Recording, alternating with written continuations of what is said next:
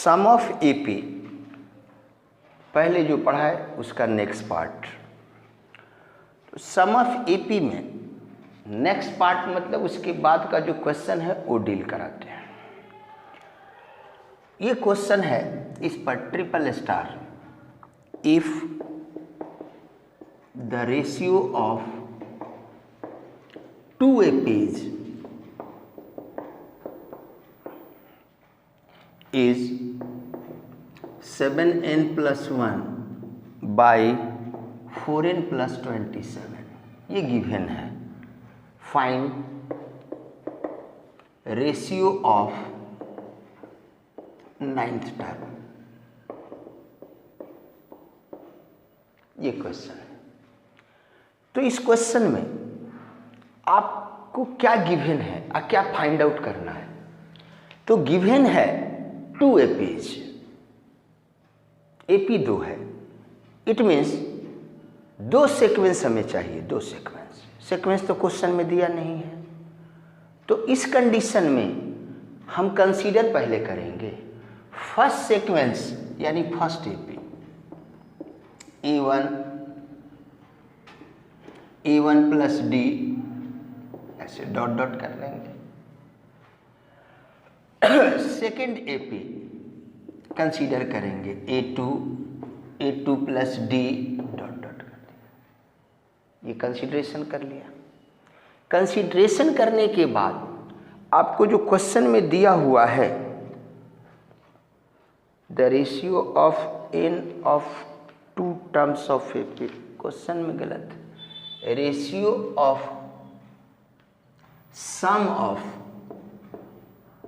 सम दिया हुआ है, सम ऑफ 2 एपीज, रेशियो दिया है सम का और फाइंड करना है आपको क्या है, nth टर्म का रेशियो मतलब 9th टर्म का रेशियो। तो 2 एपी कंसीडर कर लिए। अब कंसीडर कर लिए, अब यूज करेंगे। क्वेश्चन में क्या गिवन है, सम का रेशियो, सम का 2 एपी का सम का रेशियो का वैल्यू क्या है, दिया हुआ है। तो 2 एपी का सम का ratio means S1 by S2, ये वैल्यू आपको गिवन है 7n plus 1 by 4n plus 27, ये गिवन है सम का रेशियो। तो इसमें अब फॉर्मूला यूज करेंगे। तो हमने जो एपी कंसीडर किया, how many terms, don't know, कितना टर्म, n टर्म। अब फॉर्मूला यूज करेंगे, फर्स्ट एपी का फॉर्मूला यूज करेंगे। तो क्या है, n/2। तो फर्स्ट एपी में n/2। अब यही ध्यान देना है, यहाँ n1 लिख दोगे क्योंकि आपके दिमाग में आएगा कि फर्स्ट एपी है तो n1 और n2 ले लोगे आप। इसलिए देखिए यहाँ पर हमने डबल स्टार दिया। n ही लेंगे, क्यों लेंगे, रीजन किसी ने पूछा क्यों। जब एपी है फर्स्ट तो आप n1 लेना चाहिए, n2 लेना चाहिए, आपके दिमाग में भी बात आएगा। तो इसका क्लियरेंस कैसे कर रहे हैं, 2 एपी हमने कंसीडर किया, टर्म कितना मालूम नहीं, इसलिए दोनों एपी का टर्म क्या होगा, n ही टर्म होगा। तो अब फॉर्मूला यूज किए 2a, अब फर्स्ट एपी है तो 2a1 प्लस n ही रहेगा -1 d1 by n/2 2a2 plus n-1 into d2 is equal to 7n plus 1 by 4n plus 27। Formula का यूज कर दिए। अब फार्मूला यूज करने के बाद कैलकुलेशन करेंगे। कैलकुलेट किए 2a1 plus n-1 into d1, 2a2 n-1 into d2 is equal to 7n plus 1 by 4n plus 27। हमने कैलकुलेट कर दिया। अब कैलकुलेट जब हमने कर दिया तो अब यहाँ के बाद हम कोई कैलकुलेशन नहीं कर सकते हैं। इस कंडीशन में इसको रिलेशन 1 कंसीडर कर लिया। अब इसके बाद क्या करेंगे, यही इस क्वेश्चन का टेक्निक है कि इसके बाद हम अब क्या प्रोसेस यूज करें, किस स्टेप का यूज करें। तो रिलेशन 1 का आगे हम क्या करें, कैलकुलेशन क्या करें, तो इसके लिए एक स्टेप है, रिमूव n, यानी रिलेशन 1 का n को क्या है हम हटाएंगे। तो कैसे हटाएंगे, बाय पुटिंग वैल्यू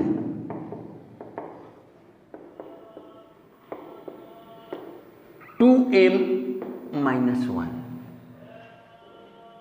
n को हम रिप्लेस करेंगे। कैसे रिप्लेस करेंगे, 2m माइनस 1 का वैल्यू हम फाइंड करेंगे, 2m माइनस 1 रफ में, और तब रिप्लेस करेंगे। तो आपके ब्रेन में आएगा m मीन्स क्या, व्हाट मीन्स m, तो वेयर m मीन्स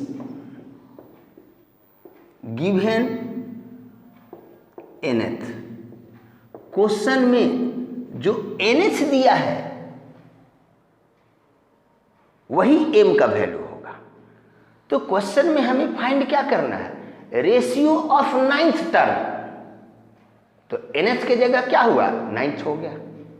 अब हम लोग वैल्यू फाइंड करेंगे, 2m माइनस 1, रफ में ये वैल्यू किया जाता है, रफ में। तो 2 इंटू m के बारे में मैं क्या बता रहा हूं, m मीन्स क्या, nth, जो क्वेश्चन में nth दिया है। तो क्वेश्चन में आप देख रहे हो फर्स्ट लाइन में सम दिया हुआ, सेकेंड लाइन में कहता है रेशियो निकालो 9th टर्म, तो nth क्या हो गया 9। तो इसका हम लोग वैल्यू निकाले, 9 माइनस 1 इज इक्वल टू क्या हुआ 17। तो 2m माइनस 1 का हम वैल्यू निकाल लिए। तो 2m माइनस 1 का वैल्यू निकाले, तो इस वैल्यू को रिलेशन 1 में कहाँ पुटअप करेंगे, n के प्लेस पर, n के प्लेस पर उसको क्या करेंगे, पुट करेंगे। तो अब वैल्यू रिलेशन 1 में हम लोग पुट करें, फ्रॉम रिलेशन 1, रिलेशन 1 n के जगह क्या पुटअप करना है, हम लोग वैल्यू निकाल लिए हैं 2m माइनस 1 17, अब उसको पुट करना है। तो 2a1 प्लस n का वैल्यू 2m माइनस 1 जो हम लोग फाइंड किए हैं 17, तो 17 minus 1 d1 by 2a2 17 minus 1 d2 is equal to 7n plus 1 by 4n plus 27। तो यहाँ जो n है, फिर यहाँ भी वैल्यू देखो, आप लिख करके आपको शो कर रहे हैं, यहाँ भी वैल्यू हम क्या पुट करेंगे, n का वैल्यू कितना 17, दोनों तरफ left and right. n remove करना है तो लेफ्ट रिमूव करेंगे, तो राइट भी रिमूव करेंगे। अब इसके बाद इसका कैलकुलेशन किए, तो 2a1 plus 16d1 by 2a2 plus 16d2 is equal to, अब यहाँ इसका क्या कर लेंगे, कैलकुलेशन कर लेंगे। तो ये कैलकुलेशन करने पर 120/95 आया। लेकिन हमें फाइंड क्या करना है, हमें फाइंड क्या करना है, रेशियो ऑफ 9th टर्म। तो बार बार आपको बताता हूं, जब ऐड ना हो सब्ट्रैक्ट नहीं हो तो क्या करते हैं, कॉमन लेते हैं। तो ऊपर 2 कॉमन लिए, तो a1 प्लस 8d1 बाई, फिर नीचे 2 common, a2 plus 8d2 is equal to 120/95। ये दोनों क्या हो गया, कैंसिल हो गया, हुआ। फिर यहाँ आप डबल स्टार देंगे, फिर अब यहाँ डबल स्टार क्यों दिए, अब यहाँ जब हम आए तो कैलकुलेशन फिर क्या हो गया, बंद हो गया, अब कोई कैलकुलेशन नहीं होगा। तो अब आइए, हमें वैल्यू क्या फाइंड करना है, किसका, रेशियो ऑफ 9th टर्म। तो ये हम नहीं देखेंगे, ये हम नहीं देखेंगे, जो हमारा कैलकुलेशन वहीं पर छोड़ देंगे हम। अब फाइनल जो फाइंड करना है रेशियो ऑफ 9th टर्म, तो फॉर्मूला पर आप, पहला एपी है तो A1 प्लस 9th टर्म, तो n का वैल्यू क्या दिया, 9 दिया, तो ये क्या हो गया 9 minus 1 into D1 by second AP A2 plus 9 minus 1 into D2 is equal to 120 by 95। तो हमको इसी का ना वैल्यू चाहिए, रेशियो ऑफ 9th टर्म का वैल्यू चाहिए। तो देखिए इसके रिजल्ट पर कोई इफेक्ट नहीं पड़ा और हमारा 9th टर्म का भी रेशियो आ गया, आंसर हो गया क्या 120 बाई 95। तो सम ऑफ एपी अब जाकर आपका क्या हुआ, फिनिश हो गया। अब नेक्स्ट चैप्टर एपी में ही है, एपी। तो एनसीईआरटी में एक दो क्वेश्चन दे दिया है, बार बार रिपीट करेंगे। एपी सेम 11th में भी पढ़ना आपको, सेम। तो नेक्स्ट जो आपका चैप्टर है, तो उस चैप्टर का नाम मैं आपको लिखवाता हूं, कंसीडरेशन ऑफ एपी।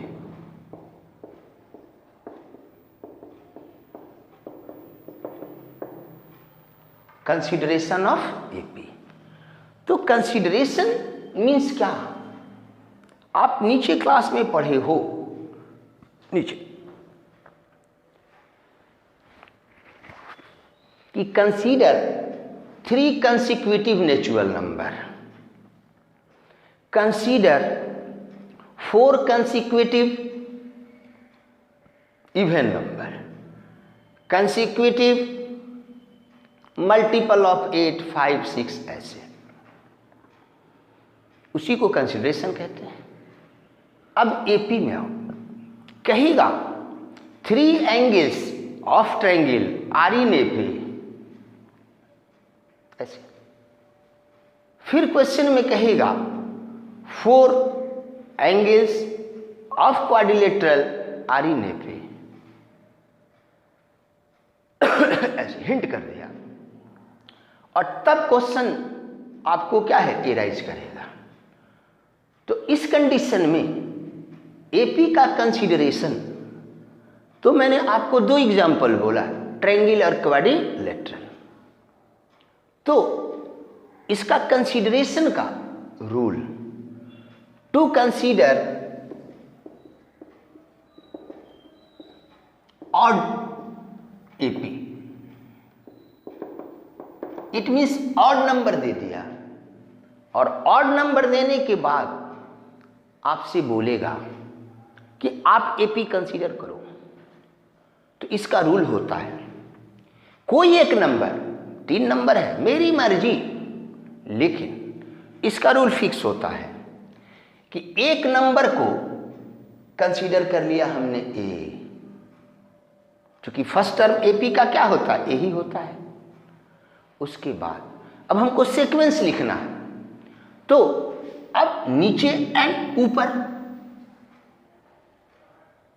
तो ऑड का कंसीडरेशन का रूल होता है, एक नंबर ए कंसीडर कर लिए, करने के बाद lower number and upper number अब कंसीडर करना है।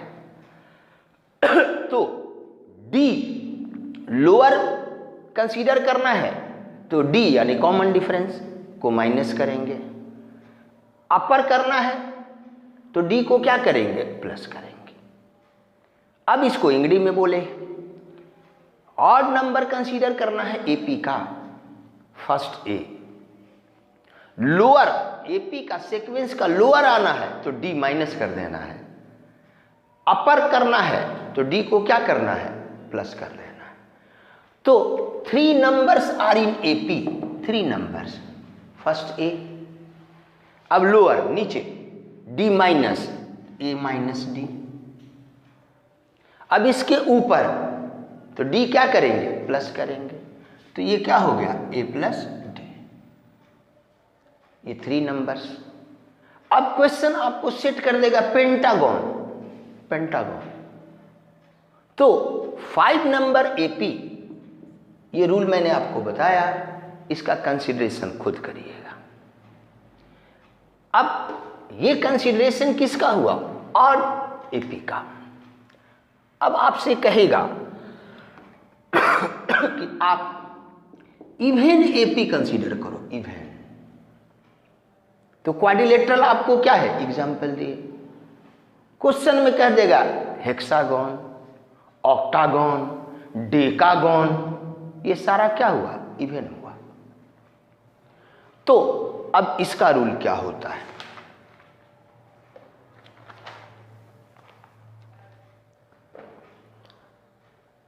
इवन एपी कंसीडर करना है। तो जिस तरह से ऑड एपी के लिए मैंने क्या बोला, एक आपको फिक्स है ए, उसी तरह से इवन एपी कंसीडर करना है तो 2 फिक्स है, 2 नंबर है, 2 फिक्स है। तो 2 हुआ तो चूंकि एपी सीक्वेंस में चलता है तो एक लोअर होगा और एक क्या होगा, अपर होगा। तो 2 इसका फिक्स है, यानी 2 number A minus D and A plus D, according to rule ये 2 नंबर फिक्स है। तो हमें इवन यानी 2 एपीज कहा तो यही हो गया। लेकिन आपसे कहा 4 एपीज, 4 एपीज, तो इसका रूल क्या बताया मैंने, इवन कंसीडर करना है तो 2 number A minus D A plus d, ये आपको याद रखना है। अब इसके बाद इसका अदर एपी लिखना है सीक्वेंस का, तो रूल कहता है 2D लोअर में से माइनस करेंगे और 2D अपर में क्या करेंगे, प्लस कर देंगे। तो अब इसके लोअर लिखना है, तो रफ में समझाते हैं, a minus D minus 2D,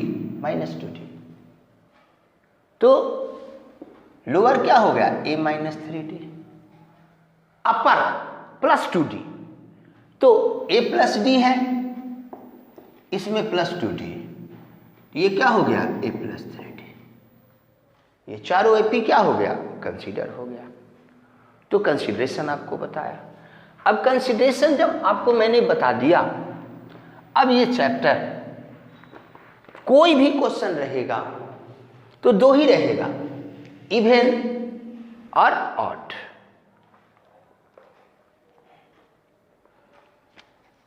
अब example, the sum of 3 numbers of AP is 3 and product is minus 35. Find number.